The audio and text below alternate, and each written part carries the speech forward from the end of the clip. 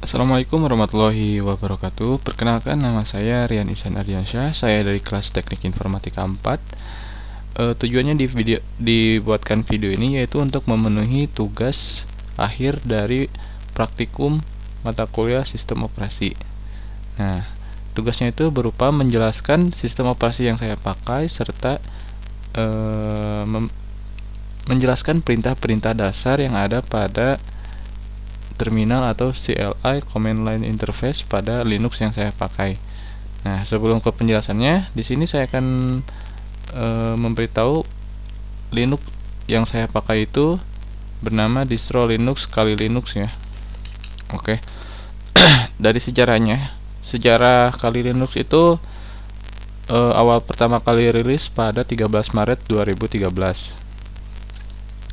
Sebelumnya, Kali Linux itu merupakan sebuah revolusi besar-besaran dari Linux Backtrack ya. Kenapa saya sebut di sini revolusi besar-besaran? Karena pada Linux Backtrack ini terdapat banyak bug yang sangat merugikan usernya gitu. Contoh salah satu bugnya yaitu terdapat repositori Debian yang tidak support pada Linux Backtrack ini. Maka dari itu Kali Linux lah rilis setelah Backtrack versi 5 ya. Nah, Kali Linux ini dinaungi oleh perusahaan Offensive Security. Nah, tujuannya dibuat Kali Linux ini yaitu sebagai penetration testing pada sebuah aplikasi atau software, dan serta untuk seperti menganalisa jaringan atau network analysis ya, dan masih banyak lagi. Maka dari itu terdapat slogan dalam Kali Linux ya. Biasanya di luar sana tuh slogan bahwa Kali Linux itu akan berkaitan dengan yang namanya, dalam tanda kutip ya, yang namanya hacker gitu. Nah, kenapa dikaitkan dengan namanya hacker? Soalnya di Kali Linux itu terdapat sebuah tools yang spesial yang hanya ada di sistem operasi Kali Linux ini. Maka dari itu banyak sekali orang-orang yang paham tentang dunia cyber itu pasti dia menginstal sistem operasinya menggunakan sistem operasi Linux kali ini gitu. Nah, itu perkenalan awal dari Kali Linux ya, serta sejarahnya.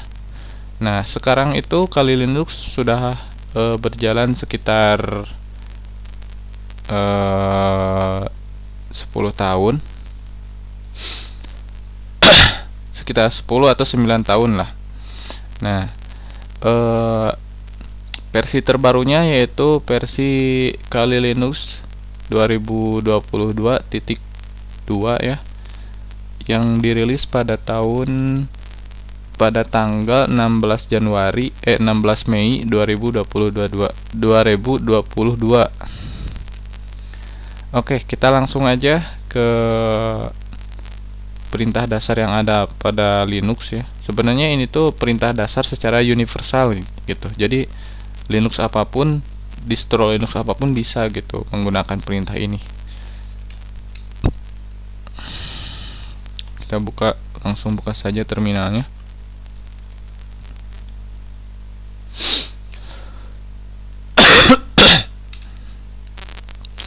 Untuk perintah yang pertama yaitu pwd. Pwd itu merupakan perintah untuk menunjukkan di mana direktori kita berada. Nah, di sini saya ketikkan pwd. Nah, sudah tampil bahwa pwd kita ini ada pada home/rian ya. Nah, terus perintah selanjutnya yaitu di sini saya akan membuat atau mengganti atau berpindah direktori ke direktori lain. Contoh, misalnya di sini saya kita ls dulu ya. Ls itu artinya list atau melihat folder atau file apa saja yang terdapat pada direktori yang kita tempati. Nah, misalnya kan ini direktori kita ada di direktori Rian nih. Nah, kita ls nih. Nah, ternyata ada beberapa folder, yaitu folder seperti ini nih, ada Android, coba upload, dokumen. Nah, seperti itu. Nah, misalnya di sini saya akan pindah ke direktori yang namanya desktop ya. Nah, ini sudah pindah. Untuk mengeceknya yaitu kita klik pwd lagi. Oke, sudah pindah. Nah, untuk perintah selanjutnya yaitu kita akan membuat sebuah folder. Misalnya kita akan membuat 2 folder ya, dengan menggunakan komen mkdir. Mkdir itu artinya make directory, lalu spasi. Nah, setelah spasi itu yaitu si nama foldernya gitu. Misalnya di sini contoh backslash. Nah, kenapa saya menggunakan backslash? Backslash itu berarti kan bahwa kita akan menambahkan spasi pada nama folder tersebut gitu. Misalnya contoh 2. Nah, seperti ini. Kita lihat di desktop kita ya.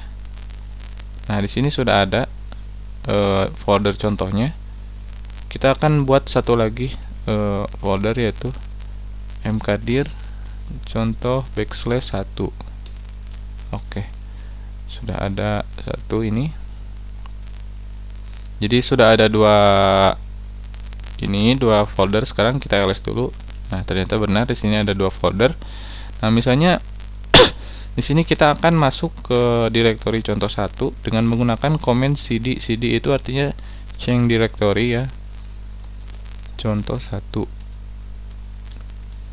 Nah, ini sudah masuk di directory contoh 1 ini.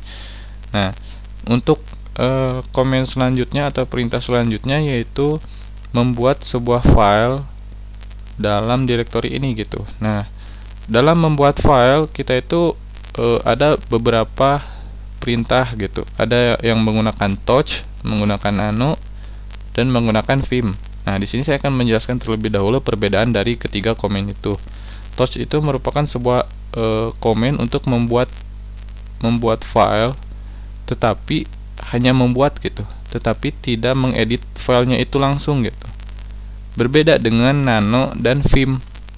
Ketika kita menggunakan nano dan vim, kita akan sekaligus mengeditnya langsung si isi file itu tersebut, seperti itu. Nah, kan di sini tuh ada touch ya, terus ada vim, ada nano. Nah, seperti itu. Nah, tapi di video ini saya akan mencontohkannya dengan komen touch ya, supaya lebih gampang. Nah, di sini kan kita ada di directory contoh 1. Nah, di directory contoh 1 ini kita akan membuat sebuah file. Misalnya file 1.txt. Oke. Nah, kita ls. Nah, ternyata sudah ada ya di sini tuh file 1.txt. Kita lihat di direktorinya. Nah, ternyata sudah ada juga ya secara memakai GUI-nya. Nah, untuk selanjutnya yaitu misalnya kita itu mau yang namanya memindahkan terlebih dahulu, memindahkan si file ini tuh ke directory contoh 2 ya. Bagaimana caranya? Yaitu menggunakan perintah dasar mv. mv itu merupakan singkatan dari move. Nah, di sini saya akan mencobanya. mv nama file tersebut ya, file 1.txt, lalu akan dipindahkan ke directory mana gitu. Nah, dengan cara mengklik spasi, lalu di space selanjutnya yaitu menuliskan si tujuan dari file yang akan dipindahkan tersebut gitu. Nah, misalnya kan di sini kita mau ke directory contoh 2. Berarti dalam artian secara logika kita tuh harus mundur ke belakang satu langkah supaya masuk ke directory desktop, lalu masuk ke contoh 2 seperti itu. Nah, untuk mundur ke belakang selangkah kita bisa menggunakan titik-titik slash. Ini berartikan bahwa kita akan mundur ke belakang selangkah, lalu masukkan nama foldernya gitu. Misalnya contoh backslash 2. Nah, bisa dilihat bahwa di sini sudah hilang nama filenya atau si filenya sudah hilang. Nah, kita pindah ke directory kedua tadi.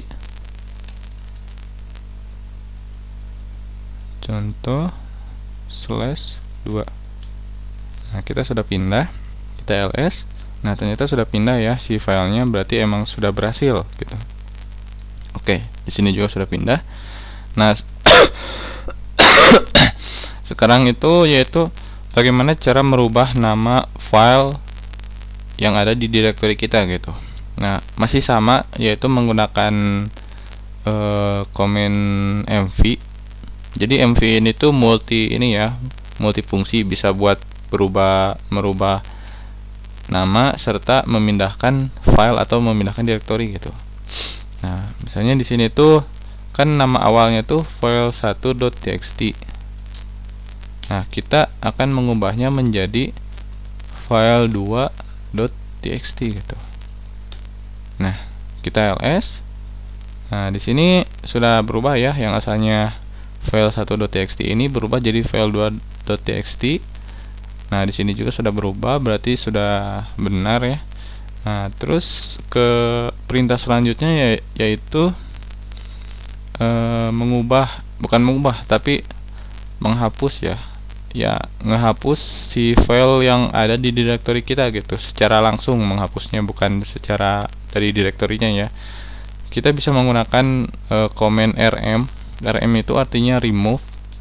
Lalu tulis nama file yang akan dihapusnya, rm spasi file.file2.txt ya.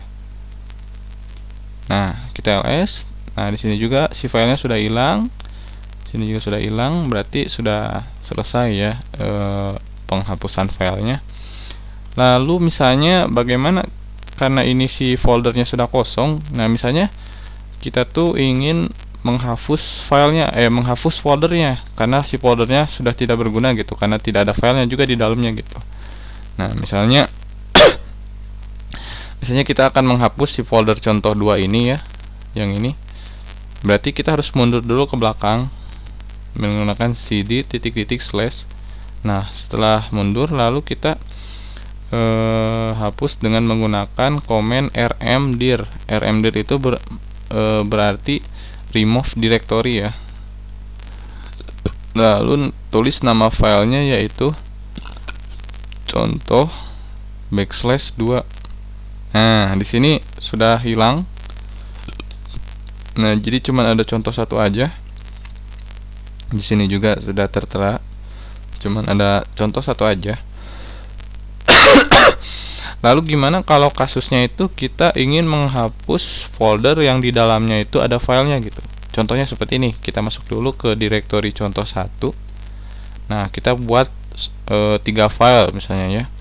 Touch file1.txt, file2.txt, file3.txt misalnya seperti itu.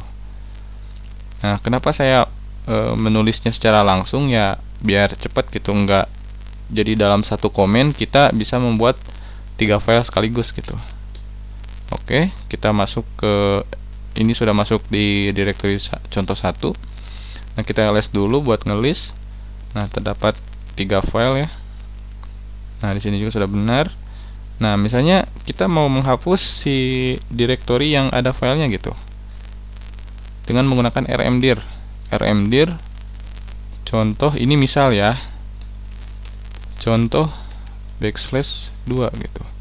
Nah, di sini akan terjadi error failed to remove contoh 2 no such file or directory gitu. Maksudnya apa? Jadi bukan contoh 2 ya, harusnya contoh 1 rm, karena contoh 2 emang sudah tidak ada gitu. Nah, di sini tuh ada error. Errornya itu yaitu failed to remove contoh 1 because directory not empty. Maksudnya itu jadi si sistem itu mendetek bahwa directory ini tuh tidak kosong gitu. Ada sesuatu di dalamnya, yaitu ya ini si 3 file ini yang kita tadi buat. Nah, terus bagaimana caranya biar menghapus directory yang di dalamnya ada filenya?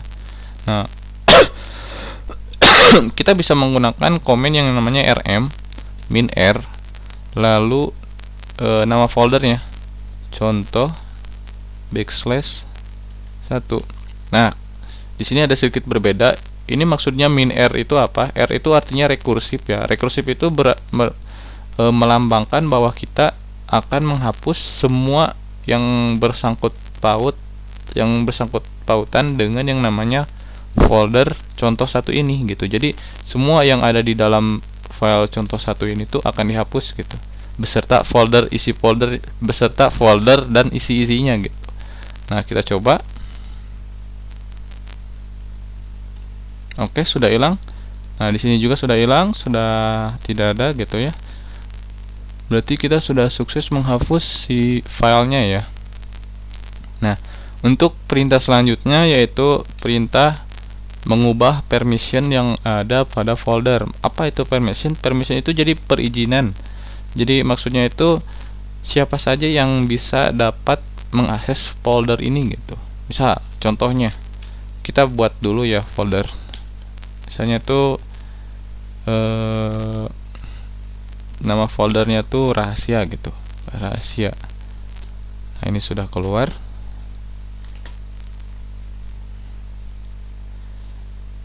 Lalu kita akan menggunakan komen ls min_l. Nah, apa itu ls min_l? Ls min_l tuh yaitu kita tuh ingin melihat file apa saja yang ada di sebuah directory ini serta menampilkan permissionnya gitu.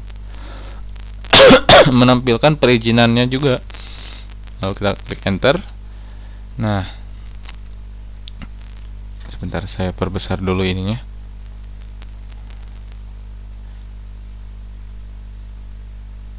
Oke. Nah, di sini ada, bentar saya perkecil dulu.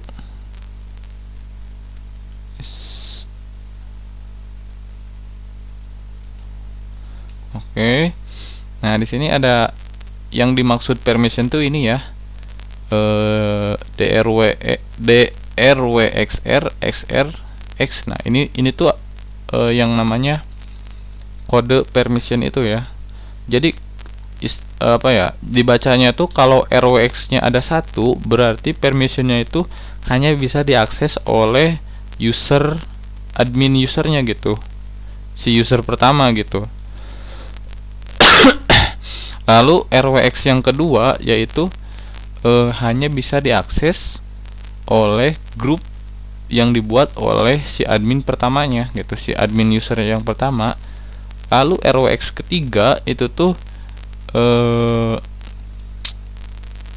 bisa diakses oleh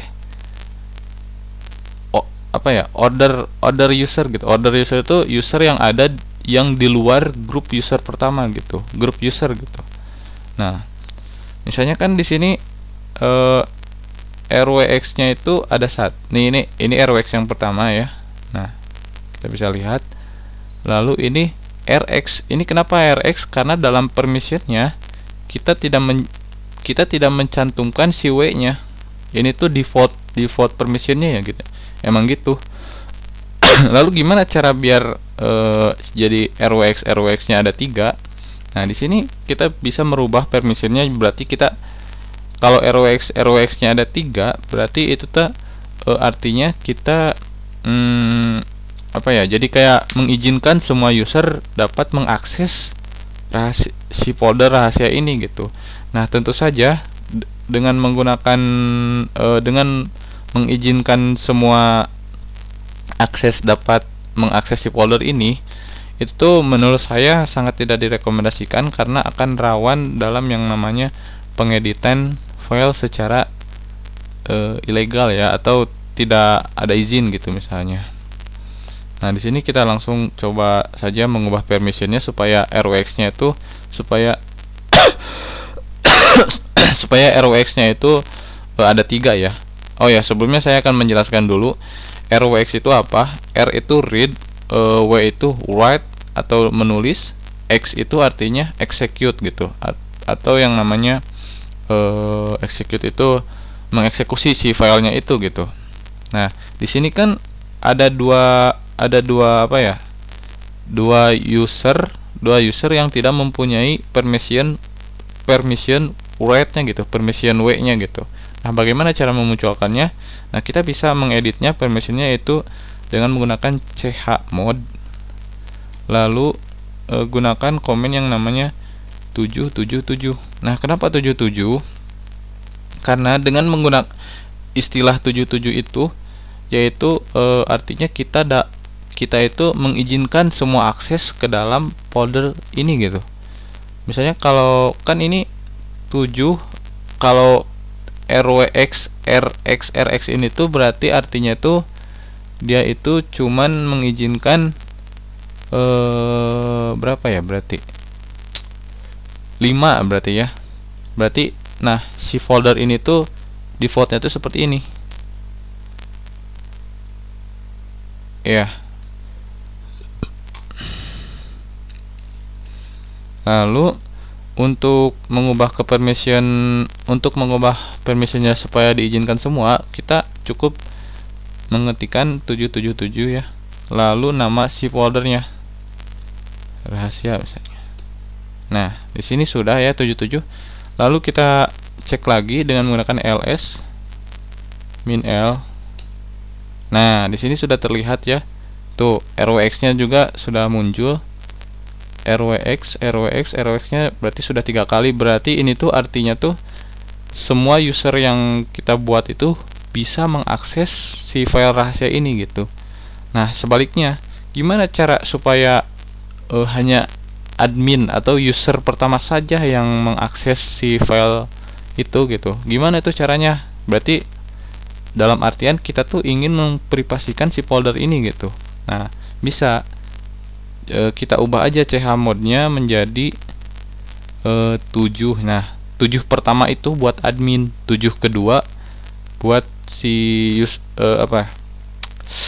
si group user. Nah, 7 ketiga itu buat other user. Berarti logikanya gini, kita izinkan si 7 pertama kita tulis. Nah, si 7 kedua itu kita ubah menjadi 0, lalu 7 ketiga kita ubah juga menjadi 0. 0 itu mengartikan kita tidak akan memberi akses apapun kepada si folder rahasia ini gitu. Nah, kita tulis folder, setelah itu kita tulis folder rahasianya.